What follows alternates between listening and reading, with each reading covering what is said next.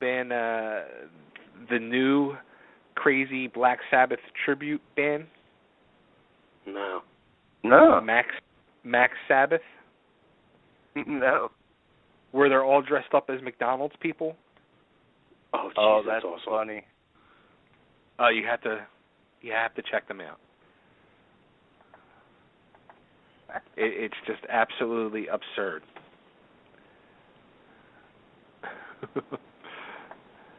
I'll have to check that out. Yeah, definitely.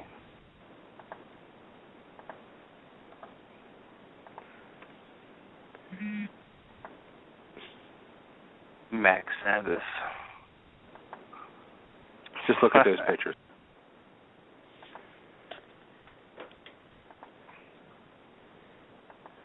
That's ridiculous. That's absolutely ridiculous. All right. Oh, man. Somebody's calling in. Hang on a sec. There's actually somebody's calling in. I wonder if it's our guest. Better not be Frank. Yeah, it's not Frank. Hey, you're live. You're live on Totally Dream Radio. Hello. Hello. Is this I'm on? Mr. Brett? You're on. Yeah. I'm calling about Max Sabbath. I'm kind of digging that. That's fucking awesome. Cool. Have you ever heard them? They're pretty crazy. Fuck no, but, why not? Why not? So my buddy Carl Kennedy from the Rods hooked me up with you guys to talk about kind of a mashup between TKO and the Rods on a Lemmy tribute. So I'm calling in regarding that. What's up, Brad? How are you? I'm good, but somebody just sent me a link that one of Slash's 7 bass players started a band called TKO, and I'm a little bit verklempt over this, but other than that, things are good. How can somebody start? I mean, like, seriously, like, you guys were out years ago. That does it. I'm going to start a band called Guns N' Roses, and let's see where that goes. All right. I totally you want in? You want Absolutely. in? Let's do it. Can I be like Fat Axel?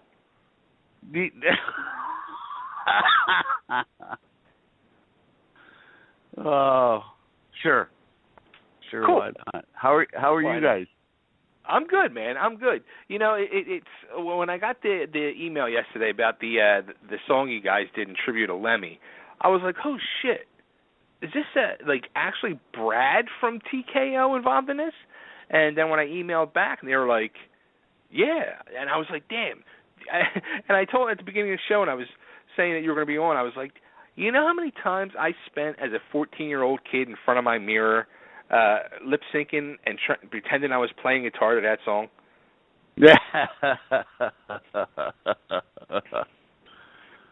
Yeah, well, God bless you for that. And, I didn't see it I went through, did all this research on you and found out some stuff. Like, I didn't know you guys were actually, I didn't realize you guys got together, in the late 70s. Yeah, I'm an old motherfucker, so, I kind of predate everybody. So, I started swinging my bat in 74. So, somehow, between TKO and War Babies and all that stuff, I've managed to, keep swinging the bat. And you do it because you love it. Right. That's why you do it. And as you said, you started swinging the bat in 74. You actually had a chance to open for the New York Dolls? I did. Good How on you that? for knowing that. Well, I was, I had just turned 19, and I actually got my start in Seattle, and the only way I would get in the band is if I would pretend I was from England. Really? And they gave me a name, and it was Bradford Toynbee. And they were able to book shows saying I'm from England. So I'm from a cow town east of the Cascade Mountains in Washington State, and I'm like, okay, I can do that. it kind of worked for a while, until I'd have too many beers, and then my hello, your accent? how are you would turn into very Cockney kind of, good time. That's funny. How but were yeah, the Dolls? they were the fucking New York Dolls. It was an incredible fucking thing to see, and what I loved about it, it was like time to run out the hippies. And I was a big Alice Cooper fan, and this was I was taken in by this band called the Fabulous Whiz Kids, which kind of predated Kiss. I mean, they had the whole thing going on with the makeup stuff, probably 3 years prior to Kiss. And I got in there, and boom, that was my first, big gig, and it was great. Wow. And it was just fun, kind of running the hippies out of town. Because it was anything to get rid of the polyester pants and the big collars, and every other lyric was fine lady, and Wow. So you've been like over in Seattle, like through all different music genre changes, pretty much. Yeah, I survived a lot of those changes. And the last one I kind of slipped in under the radar in '92 was War Babies. We were managed by Kelly Curtis, who at the time was managing Mother Love Bone, Alice in Chains, and then Andy died, and right. The bass player for Mother Love Bone, we ended up adopting him into War Babies while they put Pearl Jam together. Oh wow! And so we had Jeff on board for most of the demos while they were putting that together. And so we kind of floated through that, but the winds of change. I kind of felt that really early on. You could feel that the climate was changing. And now, did you know? Did you know Andy and Kevin and Wood and everybody out there at that time, or? Oh yeah, I was managed by the same management, and we all broke bread together and all that kind of stuff. Cool. But, yeah, we had Kevin on. He's a good dude. That whole thing hit, and you could just feel the winds of change. There was no doubt. And to me, it was kind of everything had come full circle, because we were back to the hippie era, and I had a baby son, and I'm kind of like, you know what, I'm out. Wow. So what did you end up doing then? A ton of TKO reunions periodically, and I got hooked up with Brent Arns from this band from Minneapolis called Flip, who, if you Google around, you'll find, we spent a good decade. We have a ton of material that we never put out.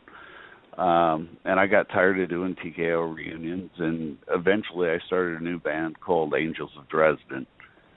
And AOD is kind of a music collective. So it's. I look at Ringo Starr, I go, what a great idea. You just pull your friends together under a moniker, and you do stuff. And so we've had 2 singles out so far. Doomsday has Mike McCready out of Pearl Jam on it. Oh, cool. Go Down Swingin' is actually, it's kind of a TKO reunion, but we didn't do it as that. So this next single coming out is called The Criminal. And it's got Jessica Vann out of whatever that MTV reality show was, Awkward. We did that down in LA with her, and McCready plays on that too, and that'll be out in April. So that thing's kind of, like I said, a musical collective, and it's just a means to an end to keep writing and keep playing and all that kind of stuff.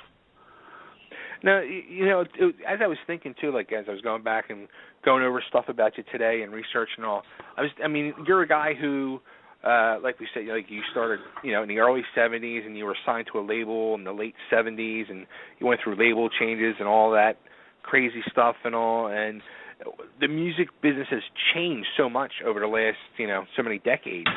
You mean it died?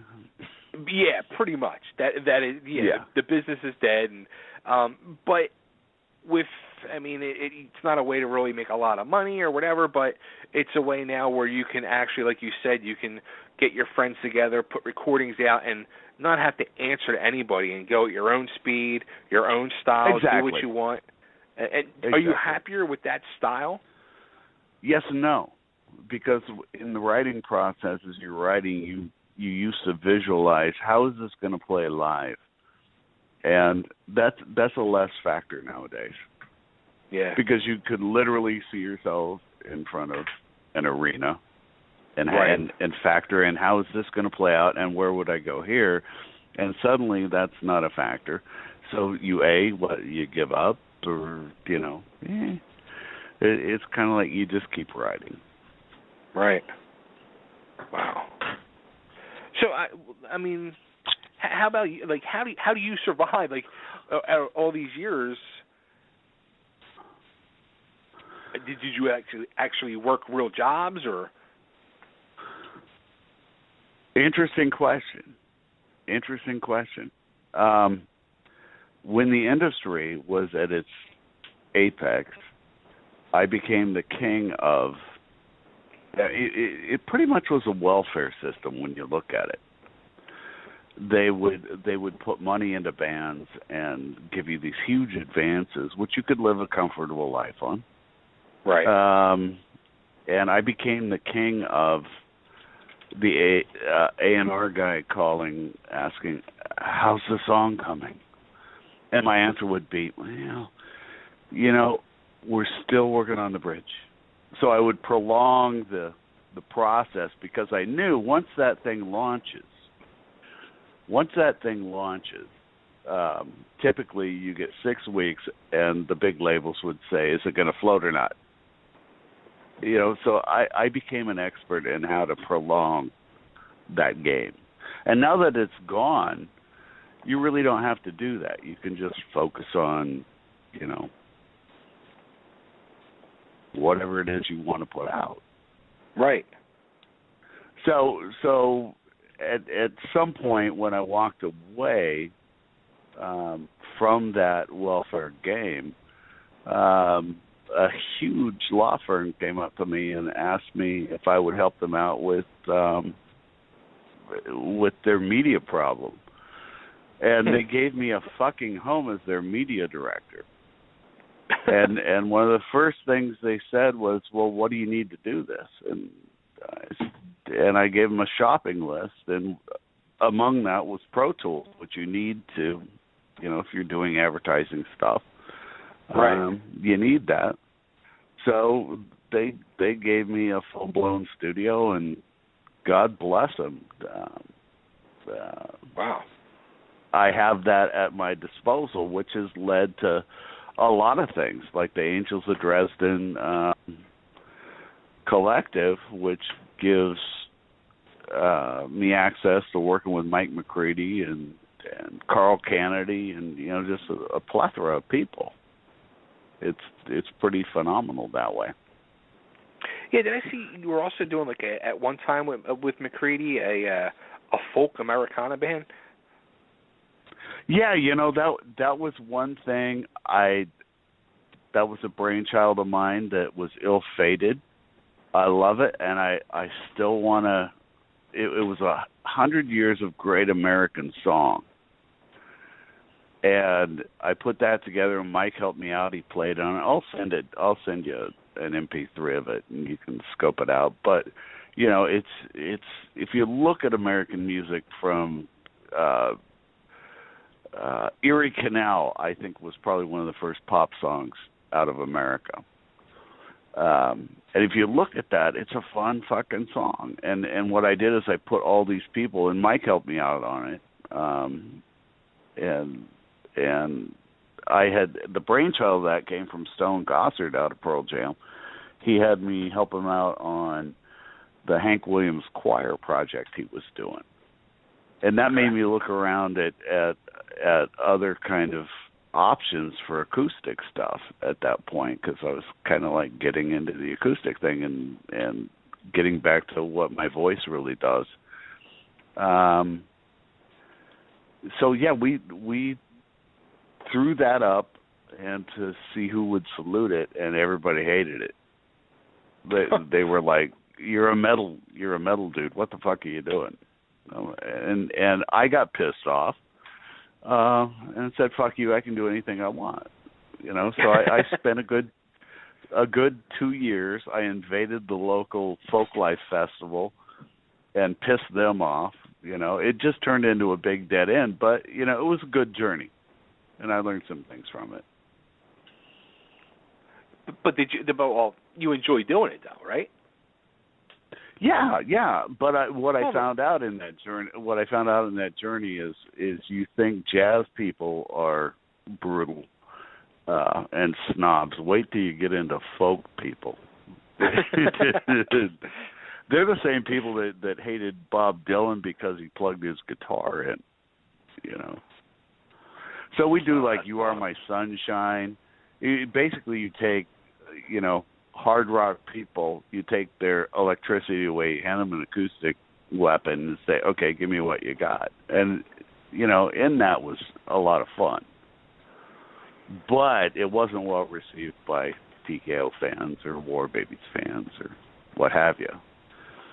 But it's on my back burner of, I still like to do it. Well, the reason that we came to find you again is you, like you said early on, you guys got together and did this tribute to Lemmy, and you did a cover of Ace of Spades. Yeah. It was kind of like, as soon as Lemmy died, it wasn't a shock that he died. It was just the reality that he died. Right. And here's this wonderfully cool metal version of Keith Richards. He's authentic. Here's an authentic guy. And I'll take authentic. Even I'll take rap authentic. If you're the shit, I'll accept you. And I always loved Lemmy. Carl spent some time doing dates with him, and everybody has said Lemmy and I didn't cross paths, but I totally related to him because I got it. And so he died, and it's kind of like, you sit around and go, well, that's fucked up. And having the opportunity to have, this collective thing going on is I went, you know what? I'd like to do a Lemmy tune just to blow it out and get it out of my system. Who's on board? And everybody I contacted went, yes, I'll do it. So it came together really quick, and the whole idea was, this is not a moneymaker, Right. It's not about that.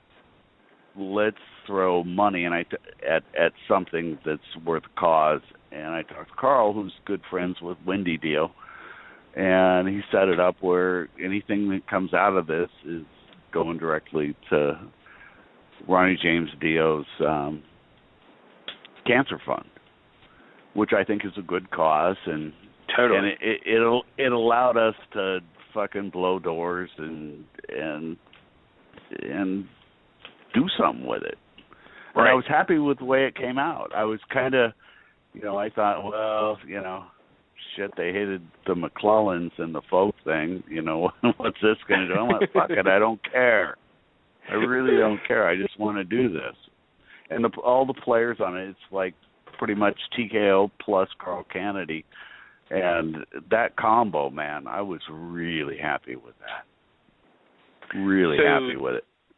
Could this lead to maybe a kind of like a TKO reunion type thing, or? We're discussing that.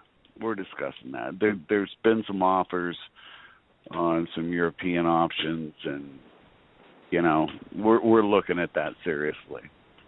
Nice. Especially, once I heard the rough mix of Ace of Spades, I was like, wow, I haven't felt like this for a while.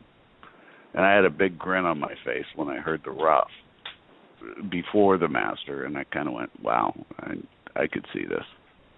Yeah, it sounds good. It sounds really good. Well, for a slam dunk, ready by, 48 hours, so it's kind of like somebody said, I want to hear more of this. I just kind of went, shut up. Now, was that the only song? The only song you guys did was Ace of Spades, or? Well, we filtered through other options, but I finally went, Lemmy's calling card is Ace of Spades. Let's stick with this. Right. Cool. Very, very cool. Now, where can everybody get the single? Well, my understanding on this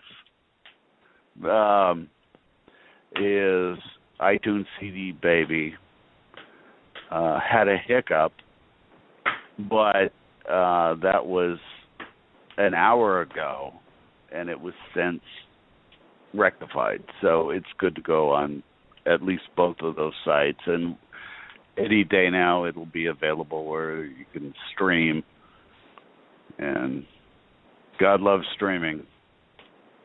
Yeah, right. Because music is free, right? Oh, of course. You didn't know that? Yeah. Well, I have this argument with my son now and then, But that's what gave us the $75 T-shirt and the $200 seat, Right. Absolutely. Cool. Well, you know what? I have the single, and I'm going to play it. Oh, cool. Awesome.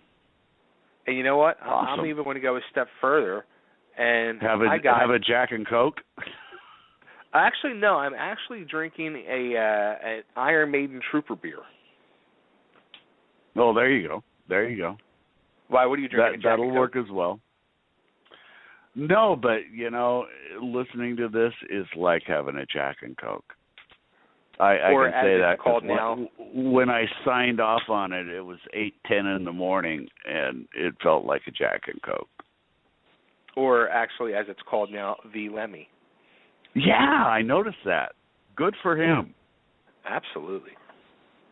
Now that's a way to be remembered. Yeah. Cool. All right. Well, Brad, this has been great, dude. I hope you seriously, you guys, get back together and do some music, man. Well, we've been talking it for the past, 8 months, and things are looking serious. I know Evan and Rick out of the original TKO lineup, they just signed Frontier Records. And cool. Under Q5, which is the Floyd Rose original, the Wang Bar Floyd Rose. Yeah. That they had gone off during the In Your Face part of TKO to pursue things with Q5, and they just got signed, and they've got something actually from a real label coming out. Frontier sounds huge because their roster is like everybody. Frontiers is awesome.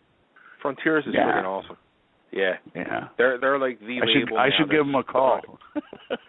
I'm surprised they're not 10-1. If those guys are doing something with them now, it's only a matter of time before they say, "Hey, let's do some new TKO." Well, I'm not going to go there. I want those guys to have their run because that's kind of their baby, So let's have a big hands up for them on that, and we'll see what comes. Something will come. But I appreciate you taking time to friggin' listen. That's Absolutely, a big thing. Absolutely. Cool. Well, yeah. If something else comes out, man, you guys got to come back on.